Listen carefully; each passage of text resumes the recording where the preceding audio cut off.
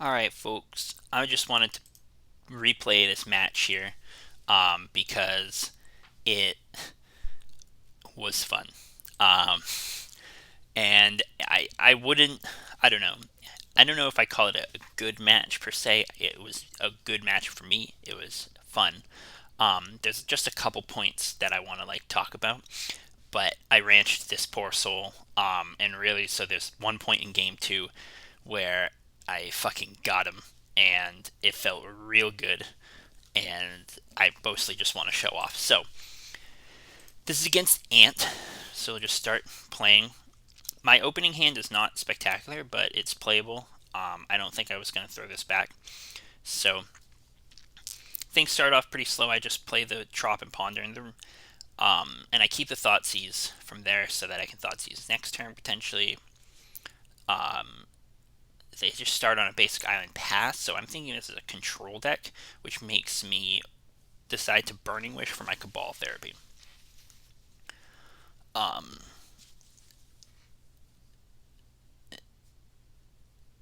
so now they play the basic and play Wishclaw Talisman, which makes me glad that I grabbed this discard because I'm going to need it.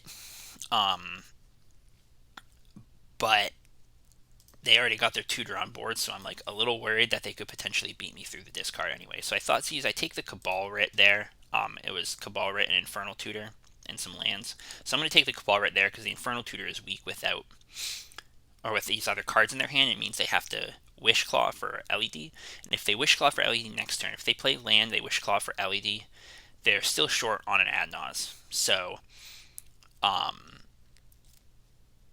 yeah, so they're like 1 mana short on an Ad Naus. If they draw a Lotus Petal or they drew a Dark Writ or something, or another Cabal Writ, they could potentially try to Ad Naus next turn. But I think this is a risk I'm willing to take because I think leaving them with the Cabal Writ to go along with the onboard tutor is a higher risk play. But it might be about the same. Um, but that's how I felt about it at this point anyway. I still think I probably feel that way. So they just play land and pass, which is good for me. So this turn I decide to use the Cabal Therapy to not spend life because I know the card I want to take anyway. So I name Infernal Tutor, and you'll see that they actually did draw the Lotus Petal. So they have Ad Naus mana up. The only my reasoning on why they didn't Ad Naus last turn. Did they have Ad Naus last turn? They might have been one short last turn. Lotus Petal was good enough. I don't know. My reasoning why they didn't do it is because they don't have a ton of land, and they would have been going off trying to Ad Naus even from 20 life with no mana floating, and having used multiple of their free mana sources, like initial mana sources. So they probably didn't feel comfortable doing that, or didn't feel like they were liable to die anytime soon, which I think might have been a poor assessment on their part because I played a Burning Wish. And so Burning Wish kind of screams a Storm deck, and so they should be considering whether or not they're going to die. So on my turn, I drew a Brainstorm, so now I just kill them, or at least try to. So we'll go through this a little slower. So I go Dark Red Doomsday. And the pile that I decide to do here, I have 2 extra cards in hand, but I'm wary of them having top decked a Veil of Summer, and I don't want to play into that if possible. So since I think I can play around that, the cards that I end up getting, I get LED, Echo, and then a Ponder and a Thassa's Oracle. And so this pile has a very small probability of not working. There will be, so there's Doomsday in the graveyard, 4 cards in the pile because Echo gets exiled, so that's 5, 6, 7, 8. I guess there's not a possibility that this doesn't work. This is a guaranteed pile. 1, 2, 3, 4, 5, 6, 7, 8. Yeah. So this is deterministic. Actually, I thought there was a very small probability that it wouldn't work because I thought there were 9 cards in the pile, but there is, or 9 cards in the leftovers, the leavings, but there's actually only 8. So Brainstorm into LED, Echo, put back the cards that aren't those 3. Leave a bunch of blue mana floating Flashback the Echo, and so here you can see that the Oracle was the one remaining card, and so I can just ponder into it. But if the Oracle was in my hand, I would just cast it because there'd only be one card left, and I would just win the game. So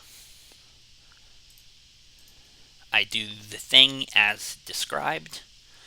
Um, Notably, I probably could have cracked one of those LEDs for black and left like one black floating because I have 2 blue lands for mana sources, but it doesn't really matter because there's nothing that they could have that's going to stop me anyway, unless they're playing like Flusterstorm in the main deck, which seems highly unlikely. And my pile beats a Veil, and Thoughtseize isn't going to beat a Veil if they have it. So hopefully my computer doesn't crash while trying to do this replay, which sometimes is a thing that happens, but it looks like it works. So just a win with Thassa's Oracle. Oracle is extremely strong in these combo mirrors because it kills them through Veil. It kills them with much more simple pass turn piles. And those are both things that you want in the traditionally discard heavy, attrition heavy sort of combo mirror slugfest. And then being able to basically be completely ignore Veil is huge. So going on to game 2. So in this matchup, they'd played Wishclaw Talisman, which has not been super common in Ant. And I didn't see a whole lot else of their deck. I suppose the Cabal Rituals in the Infernal Tutor makes me think it likely was Ant. But the Ant community has been trying a lot of different builds. So I decided not to bring in my Graveyard Hate. So if we view my sideboard, you'll see my 2 Tormod's Crypts are still in the board. I only brought in the Flusterstorm, and I cut a Lotus Petal and a Burning Wish. I left the Cabal Therapy in the sideboard as well. All 3 of these cards, Therapy and the 2 Tormod's Crypts, are considerations to bring in, but I elected to not bring any of them in. Just because I wasn't super sure about their deck list, and there was always game 3 where I would be on the play to try to pick up a win if I decided I needed a little bit more hate. So anyway, we'll hit play here as well. So this hand is not spectacular, but if I draw a Petal, it's a turn 1 kill. If I ponder and see another Dark Ritual and a land, or just like draw a land, it's a turn 2 kill. So there's lots of ways this kills very quickly. And any of those kills would beat a Veil of Summer because I would be killing with Thassa's Oracle. So I do have to watch out potentially for opposing Flusterstorms, but we'll just play here. So they start with a Vulcan Pass. So this definitely is kind of screaming Flusterstorm to me. So I drew an extra cantrip, so it's just cantripping here is the obvious choice. That was more lands and cantrip, so I just shuffle it because I'm really looking for like extra mana here or interaction. So drawing a Flusterstorm or a Veil for myself would be good here. I did find another land, which will be helpful. And they just spent some time cantripping. I was hoping here that they wouldn't have another land and I would just kill them. But they did find another land, so I still had to be wary of the discard. Of the Flusterstorm, but they ended up discarding me. So drawing a Dark Writ there would have been perfect, but of course it didn't happen. I decided to ponder again because now I'm kind of concerned that they're going to be able to go off quickly, and I'm looking for interaction, and I still have a lot of business, and the potential for a pass the turn pile is there if I feel like I can do it safely. So I'm not super concerned about spending that cantrip.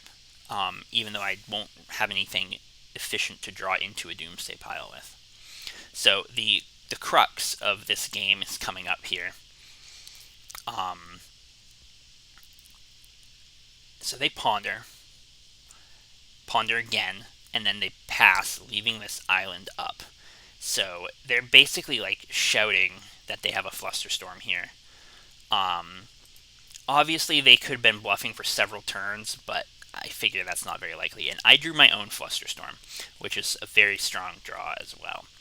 So I fetch out my other Underground Sea, and I cast the Doomsday here. And they fucking snap off that Flusterstorm. Now, so I have like kind of a decision point here. I could Fluster back and have the Doomsday resolve. But I still have 2 business spells in my hand, and I have mana up to protect myself, to like pass the turn and be able to protect myself with a Flusterstorm. They don't have Veil of Summer right now, so I decide not to fluster, because next turn I can just cast Doomsday again, or cast the Bargain again, or I mean cast the Bargain, and if they don't do anything, I can use the Flusterstorm to protect myself then. So, decide that the correct course of action is to just let this Fluster resolve. And it does. They draw a 4th card, and they start going off. Now, I'm a little worried at this point, because if they have multiple Cabal Rituals, it's not impossible that they could play through my my Fluster. But I decided to just let them spend mana, so I'm hoping that they'll reach a point where the casting of spell, where the storm count gets high enough and their mana, when they have to cast a business spell, basically Ad Nauseam or Pass in Flames.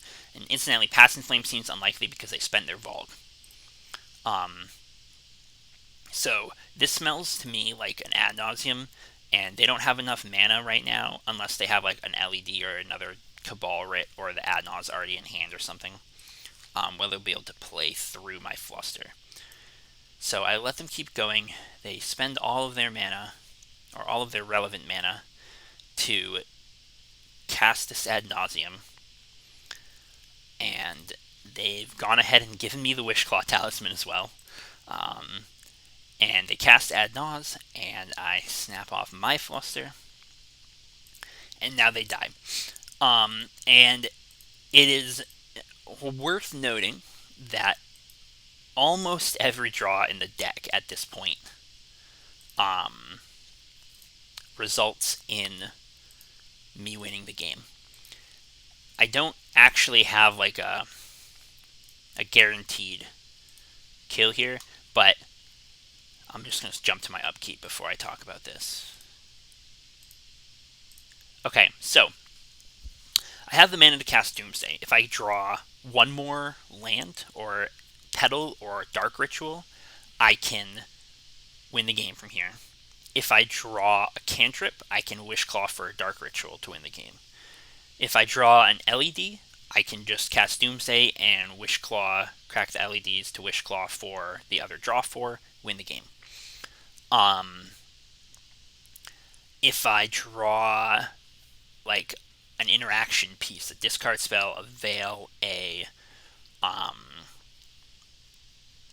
whatever. Basically, if I don't draw something that lets me win the game immediately, I'm still just going to cast the Doomsday, make a pass turn pile, but not give them the Wishclaw Talisman back, because the chances of them winning the game are super low next turn.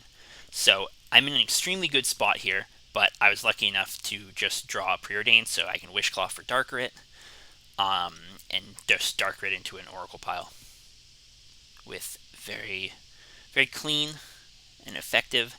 And it looks like my computer is not going to appreciate this, but it's a pretty standard Oracle pile. Contract, Petals, Oracle, Preordain. Okay. Computer's going fine.